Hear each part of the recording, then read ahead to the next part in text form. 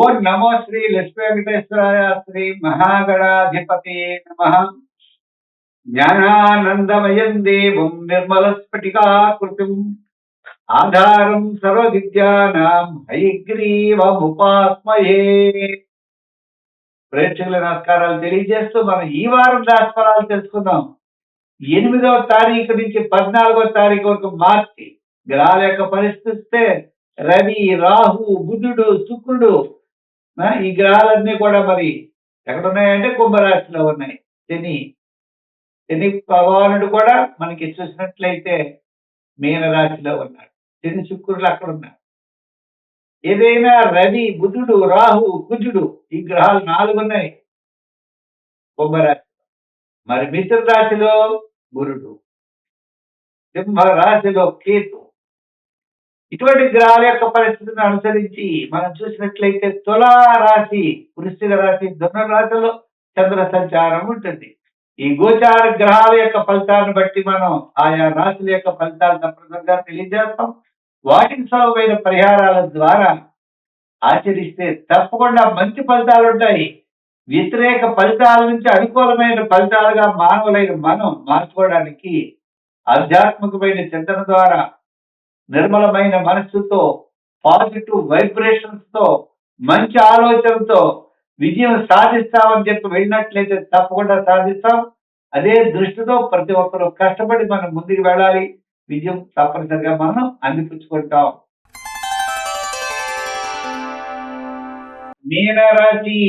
ఈ మీనరాశి వారికి చంద్రుడు అష్టమ, నవమ, దశమ స్థానాల్లో సంచారం వారాంతం మాత్రమే అనుకూలంగా ఉన్నది. వ్యయంలో 4 గ్రహాలు, జన్మంలో 2 గ్రహాలు, ఇలా గ్రహాలన్నీ కూడా మిశ్రమైనటువంటి ఫలితాలు కనబడుతున్నాయి.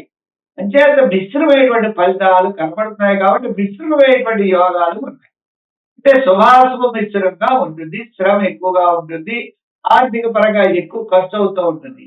మరి ఈ విధంగా ట్రాక్టర్ ప్రభావం అవ్వచ్చు. మరి గురు గ్రహ బలం లేదు, గ్రహాల యొక్క బలాలన్నీ లేనప్పుడు ఎలాగయ్యా అంటే ఏమన్నారంటే పూర్వకాలం ఆధ్యాత్మికమైన చింతన, పాజిటివ్ వైబ్రేషన్స్, నేను చేయగలనే ఆత్మవిశ్వాసం తప్పకుండా మీరు పెంపొందించుకోవాలి.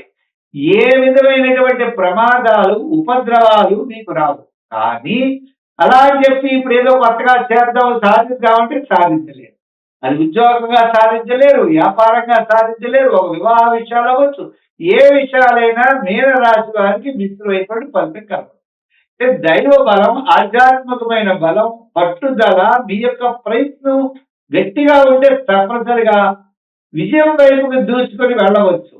ఈ విషయాన్ని గ్రహించాలి. విద్యార్థులు చాలా బాగా కష్టపడండి, దక్షిణామూర్తిని పూజించండి. మహిళలు కూడా అనవసరమైన వ్యవహారాలకి దూరంగా ఉండండి. ఉద్యోగస్తులు కూడా ఎంతవరకు పనం అంతవరకు చేయండి. వ్యాపార పరంగా కూడా అంతే. సామాన్యమైన వ్యాపారం చేయడానికి పర్వాలేదు, కానీ పెద్ద పెద్ద వ్యాపారాలు, పెట్టుబడులు, రిస్కులు, చెడ్డవారి యొక్క సాంగత్యం పట్టారా ఇబ్బంది పడేటువంటి అవకాశాలు ఉన్నాయి. వాడు చేయడం మనకి తగిలి మనకి దరిద్రం పట్టుకుంటుందనే భావం ఉండండి. చెడ్డవాళ్ళ దగ్గరికి వెళ్ళకండి, రిస్క్ చేయకండి. తద్వారా మీరు ఇబ్బందులు పడేటువంటి అవకాశాలు ఉంటాయి. అంచేత అవి లేనప్పుడు మీకు ఏ విధమైన ఇబ్బంది లేదు. గ్రహాలన్నీ మిశ్రమైనటువంటి ఫలితాలు ఉన్నప్పటికీ అన్ని రంగాల వారికి కాస్త నిదానంతో, శ్రద్ధతో చేస్తే తప్పనిసరిగా అనుకూలమైన ఫలితాలు ఉంటాయి. సంఖ్యల్లో తప్పనిసరిగా మీరు 3 వాడుతూ ఉండండి.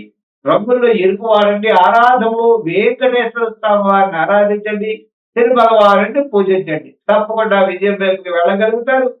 గొప్పవాళ్ళు కాలేకపోవచ్చు, కానీ ముందర మాత్రం నష్టం లేకుండా ముందుకు వెళ్ళగలుగుతారు భావంతో ముందుకు వెళ్ళండి. స్వస్తి.